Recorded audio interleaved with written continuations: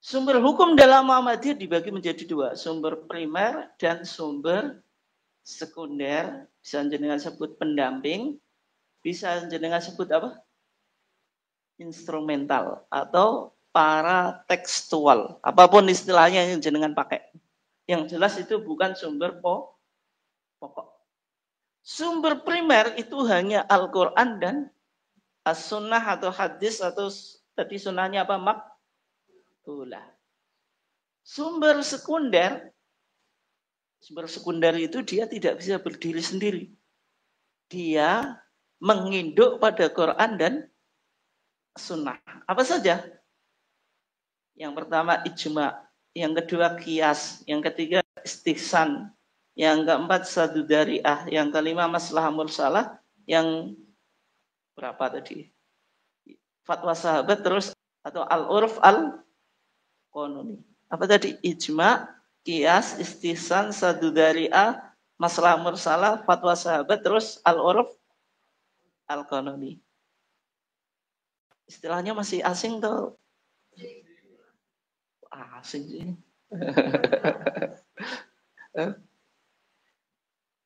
Kita awali sumber primer Al-Quran dan As-Sunnah, Sunnah Sahihah ya. Intinya sudah kita kaji tadi. Kalau Quran jelas, Quran itu soal transmisinya nggak perlu diragukan. Misalnya, Qul huwallahu ahad, valid atau enggak? Nggak boleh itu, nggak boleh itu. Tapi kalau hadis itu validasinya penting untuk kita apa? Tanyakan. Jadi Muhammadiyah sunnah atau hadis yang dipakai itu dua, yaitu hadis sahih dan hadis hasan. Kalau dhaif dan apa?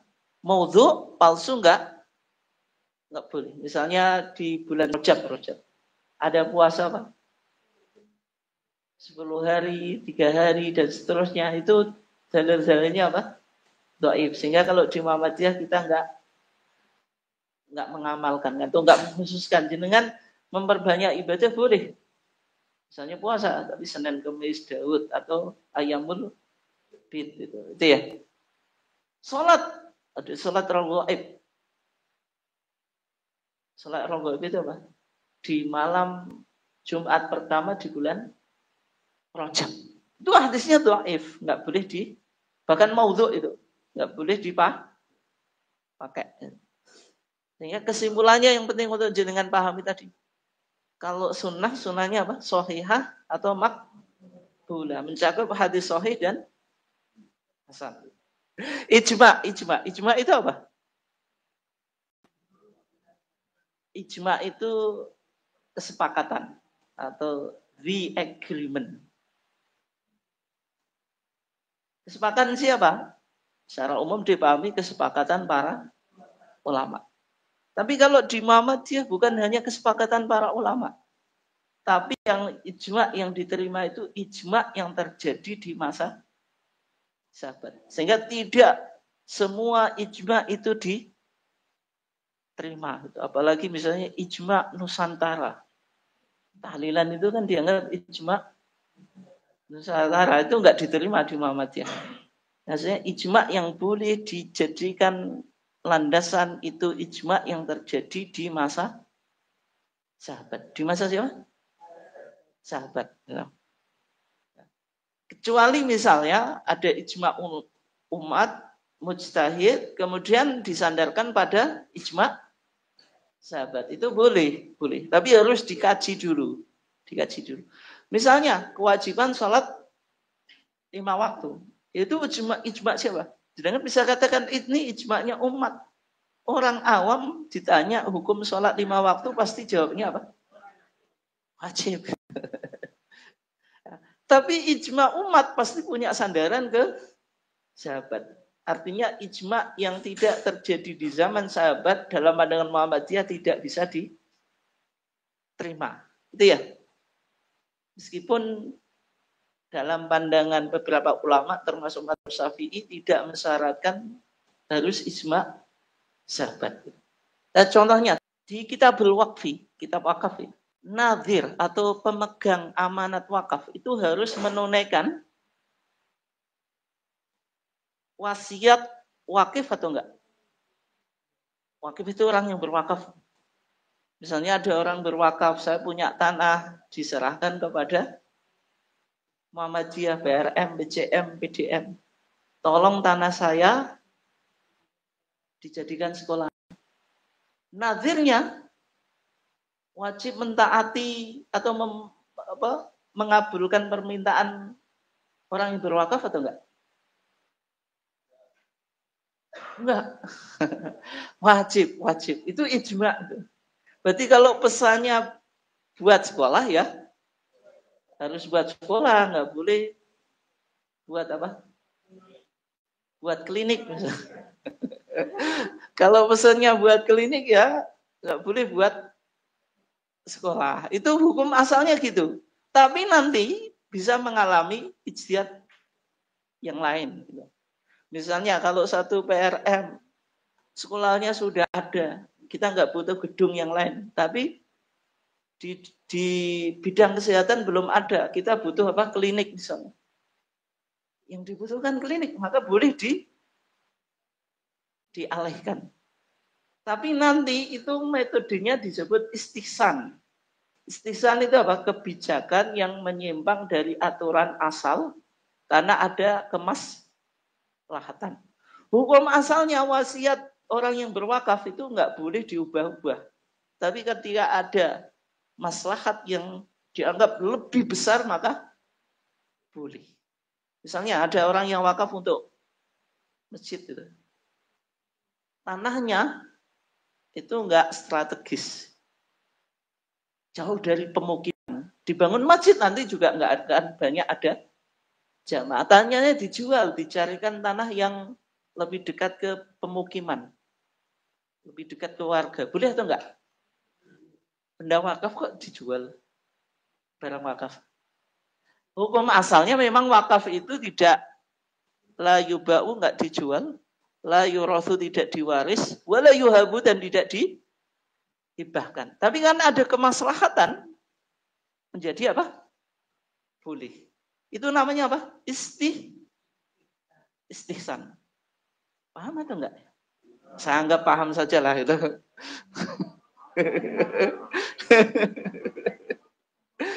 Sekarang kias. Kias itu analogi. Misalnya dengan bagaimana hukumnya minuman keras. Minuman keras itu kan macam-macam. Kalau di Al-Quran disebut al-khamr. Khamr itu minuman keras yang terbuat dari anggur. Tapi minuman keras yang sekarang tidak semuanya terbuat dari anggur.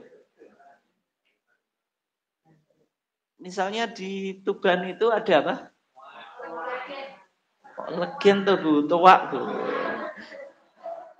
Kalau legen halal, toa itu memabukkan atau enggak? Jenengan sudah uji lab, sekarang saya tanya. Belum. Pernah baca atau enggak kadar alkohol toa itu berapa persen, Bu? Jawabnya 10. Dari mana, Pak, itu? Oh, enggak, kadar alkohol toa itu berapa persen? Enggak tahu. Nah, ini pentingnya pendekatan burhani. Pendekatan burhani itu pendekatan melalui ilmu pengetahuan. Sehingga disimpulkan di dalam Ahmadiyah ya. Minuman keras yang kadar alkoholnya di atas 5% dihukumi haram. Tapi harus uji lab dulu. Kalau tape itu bisa memabukkan. Halal atau haram? Halal atau haram, Bu? Enggak, tape itu halal atau haram? Tapi bisa memabukkan itu. Kalau kebanyakan itu sekarang, kalau dengan minum alkohol, Bu, dikit saja itu. 1,5 sendok, mabuk atau enggak? Nah, halal atau haram? Lah di sini pentingnya uji lab. di Muhammadiyah disimulkan oleh Majelis Tarjih, pokoknya minuman yang kadar alkoholnya di atas 5% itu memabukkan dan dihukumi sama dengan khamr. Itu ya. Jadi tapi karena kadar alkoholnya nggak ada 5%, hukumnya halal. Toa nanti jenengan cek. Saya belum ngecek gitu. Hah? 20 kok, tinggi sekali. 20 ya? Tergantung ya. Intinya berpotensi mengarah ke yang memabukkan. Cumanya pertanyaannya Pak Bu, apakah ada dalil dari Quran tentang keharamannya toa? Enggak ada, yang ada innamal khamru innamat tawa'u, enggak ada. Nah, kenapa kok kita jenengan yakin atau enggak? Saya minuman keras yang kadar alkoholnya di atas 5%, meskipun tidak terbuat dari anggur, hukumnya haram. Yakin atau enggak? Padahal enggak ada dalil secara eksplisit. Ini pakai kias. Bisa dipahami ya? Oke. Nah, sekarang istihsan. Istihsan tadi apa? Kebijakan menyimpang dari aturan asal karena mempertimbangkan kemaslahatan. Contohnya karpet masjid yang sudah lama dipakai itu dijual boleh atau enggak? Nek laku. Dijual atau boleh atau enggak, Pak? Itu benda wakaf loh. Boleh atau enggak? Gimana, Bu? Ya, kaidah asalnya, Bu, wakaf itu ya, di hadis Umar ibn Khattab, la yuba'u asluha, pokoknya enggak boleh dijual. Wala yurafu, enggak boleh diwariskan. Wala yuhabu, tidak boleh dihibahkan. Berarti kalau benda wakaf haram dijual, diwariskan, dihibahkan. Tapi tadi kasusnya tadi karpet. Ini kalau nggak diganti sudah nggak layak pakai.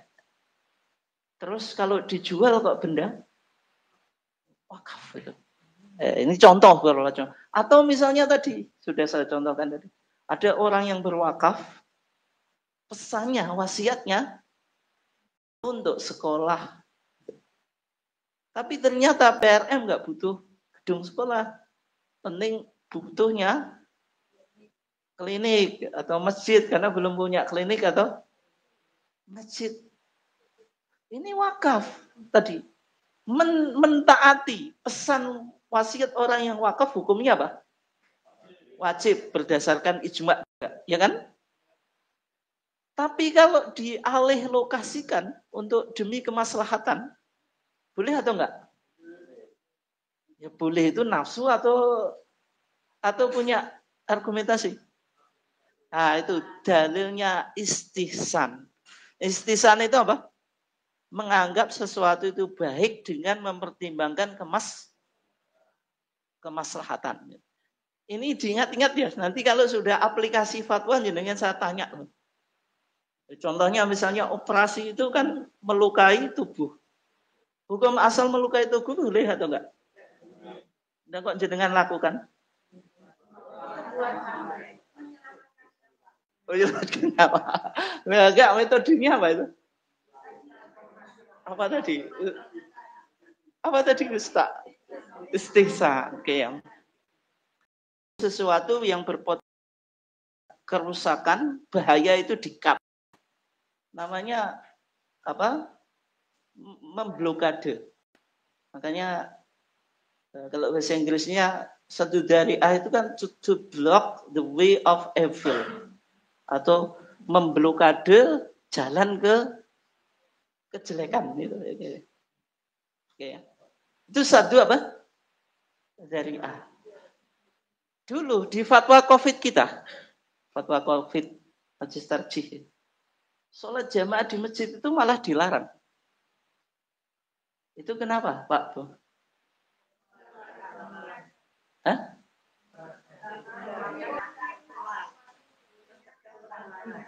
Mencegah penularan virus. Itu pertimbangannya satu dari A. Ya, tindakan preventif. Nanti kalau dibiarkan virus malah menyebar kemana-mana. Orang mementingkan sholat jamaah, padahal sholat jamaah hanya hukumnya wajib itu sunnah, Bu.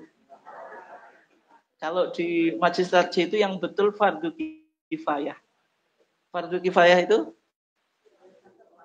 satu desa harus ada yang menunaikan sholat jamaah. Dan sholat jamaah bisa kita lakukan di rumah dengan suami istri atau dengan keluarga. Tapi kalau orang kena COVID, risikonya lebih besar. Dulu fatwa Majelis Tarjih kita, setiap yang pergi ke masjid dianjurkan atau bahkan wajib pakai masker. Padahal ini yang perlu dicatat dengan bekerja di dunia medis. Sebagian orang yang kerja di dunia medis itu sampai sekarang sholat itu masih maskeran. Saya nggak tahu itu. Ini maksudnya gimana? Iya betul. Dulu waktu COVID itu bahkan bisa menjadi wajib. Sholat pakai masker. Kenapa? Satu dari A tadi, yaitu menutup penyebaran virus, bisa hukumnya menjadi wajib gitu. Padahal sholat pakai masker itu bertentangan dengan hadis Naha Rasulullah SAW ayyughatiya arajulu fahu bisolah. Rasulullah itu melarang seseorang itu sholat mulutnya ditutup. Dalam konteks sekarang menutup mulut itu ya dengan masker. Tapi sesuatu yang dilarang kok bisa menjadi wajib? Itu metodenya apa? Sadu dzari'ah. Karena apa? Bahayanya lebih besar. Bisa dipahami ya? Itu satu dari. Jadi satu dari itu meskipun baik gitu, tapi kalau mengarah ke yang jelek, hukumnya menjadi haram. Jenengan ada apa desa PSK atau yang ditutup oleh Doli. Jenengan mau di sana mau wakaf bikin cakro. Cakro itu wakaf atau enggak? Wakaf Pak, itu cakro itu wakaf kan untuk orang istirahat dan seterusnya. Tapi nggak usah diniatkan wakaf untuk jandom sing rasan itu gosip-gosip itu enggak boleh. Enggak, cakro itu wakaf loh Pak. Jangan pahami wakaf itu hanya untuk masjid gitu. Cakro itu kan bisa untuk keamanan orang istirahat. Tapi kalau jenengan wakaf cakro atau wakaf rumah di tempat prostitusi sebagai transit orang yang mau ke tempat itu, jadi boleh atau enggak? Enggak boleh. Padahal hukum wakaf asalnya apa? Sunnah, boleh gitu. Itu disebut apa? Satu dari sesuatu yang dilarang. Contohnya Pak Bu, jenengan kelaparan ya di hutan itu. Itu ceritanya gimana? Pokoknya lepas dari ceritanya gimana. Yang di sana untuk makan ular, makan biawak, gitu. Nyabi itu, nggak ada makanan yang lain. Halal atau enggak? Kalau nggak makan potensi meninggal. Bahkan bisa menjadi wajib. Babi pun kalau jenengan nggak makan, itu meninggal jadi wajib. Itu disebut apa? Sadu dzari'ah. Jenengan puasa. Tapi ini harus dipahami secara baik dan benar ya. Kalau puasa menyebabkan mati, wajib buka atau enggak? Wajib, itu namanya apa? Sadu dzari'ah. Tapi betul-betul kalau mengakibatkan mati. Ya. Oke. Berikutnya madhab sahabat. Intinya madhab sahabat itu kalau punya landasan dari Rasulullah bisa dipertimbangkan, kalau enggak ya enggak. Berikutnya ini, maslahah mursalah. Ini yang paling penting. Oke ya. Masalah mursalah itu apa? Consideration of public interest. Artinya apa? Kemaslahatan yang ini syariat tidak mendukung dan tidak menegasikan. Itu disebut apa? Maslahah mursalah. Oke, Pak Bu, ini jenengan dengerin. Ini nanti kita lebih pada masalah mursalah ya. Maslahah itu ada yang didukung oleh syariat, ada yang dibatalkan oleh syariat. Contoh maslahah yang didukung oleh syariat, contohnya apa? Orang minum minuman keras, halal atau haram? Haram. Berarti kalau minuman keras diharamkan, itu syariat, agama mendukung atau enggak? Mendukung. Perzinaan itu halal atau haram? Kenapa kok diharamkan? Nah, agama mendukung atau enggak? Mendukung untuk diharamkan maksudnya, bukan mendukung perzinaan. Fokus.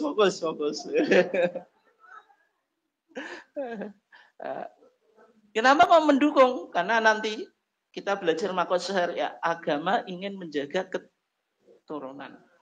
Itu berarti maslahah mu'tabarah atau accredited apa tadi? Maslahah itu apa?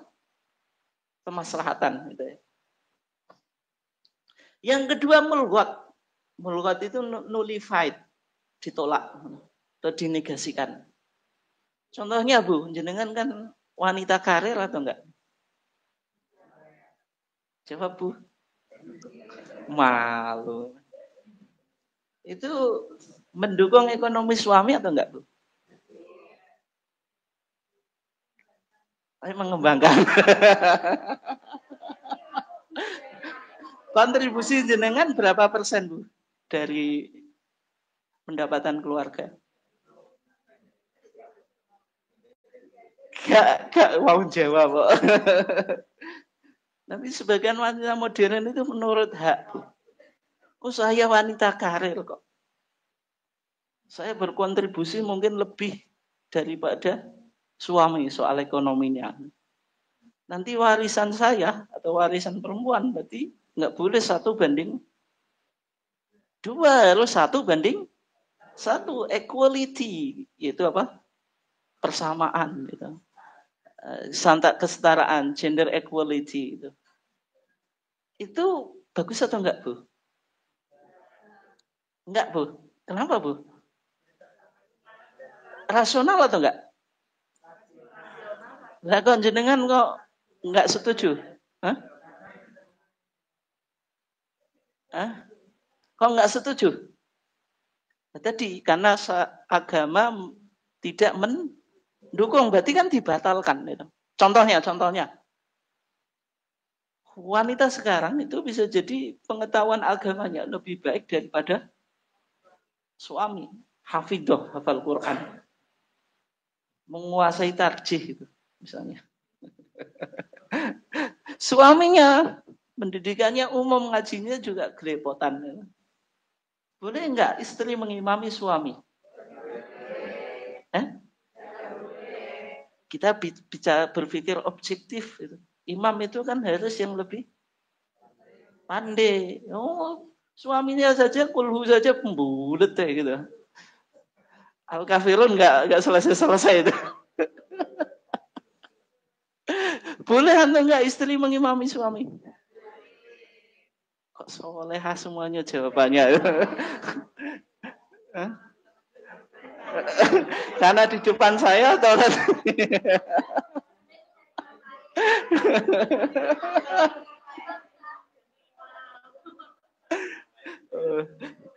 jadi milih jawabannya yang baik-baik gitu ya. Yang semacam itu kemaslahatan yang ditolak, tidak boleh dipertimbangkan. Meskipun secara akal mungkin rasional. Nah, masalah mursalah itu agama tidak mendukung, syariat tidak mendukung dan juga tidak menolak.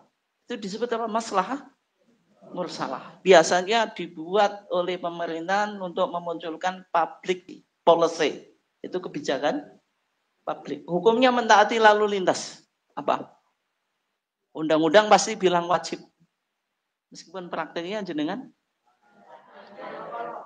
kalau nek lagi apa ya taati nek gak ya.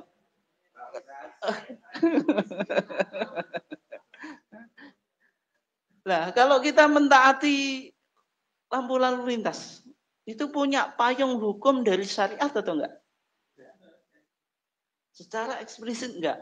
Tapi pasti syariat. Kira-kira mendukung atau enggak? Mendukung. Itu berarti maslahah mursalah. Bisa dipertimbangkan. Masalah mursalah. Sekarang, nikah itu dicatat atau enggak? Nikah dan talak. Catat atau enggak? Harus ke KUA atau enggak? Atau hanya ke wali saja?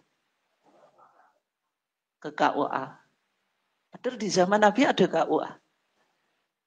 Enggak ada di zaman Nabi nikah itu ya ke wali. Kalau walinya menikahkan selesai itu.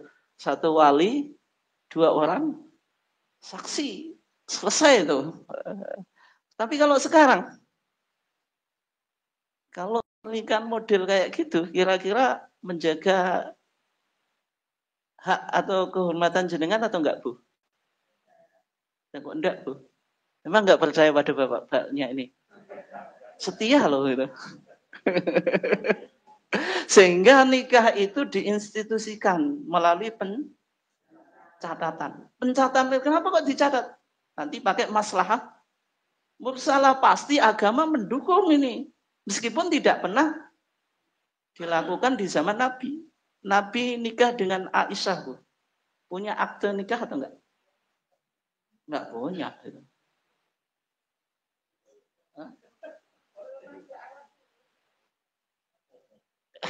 Alat tulis ya sudah, Bu. Sudah. KTP itu hukumnya apa sekarang? Kita kemana-mana itu KTP itu. Sampai ke sini juga tanyain KTP gitu. Hah? Wajib ya. Dalilnya apa itu? Hah? Enggak ada. Itu namanya maslahah mursalah, mempertimbangkan kemaslahatan itu. Terus al-urf al-qanuniyah. Jadi adat istiadat itu bisa menjadi landasan dalam menentukan sebuah hukum. Sehingga Muhammadiyah itu bukan berarti anti budaya atau tradisi. Tradisi penting, tapi kalau tradisi bertentangan dengan nilai-nilai Islam ya tetap didahulukan nilai-nilai apa? Islam.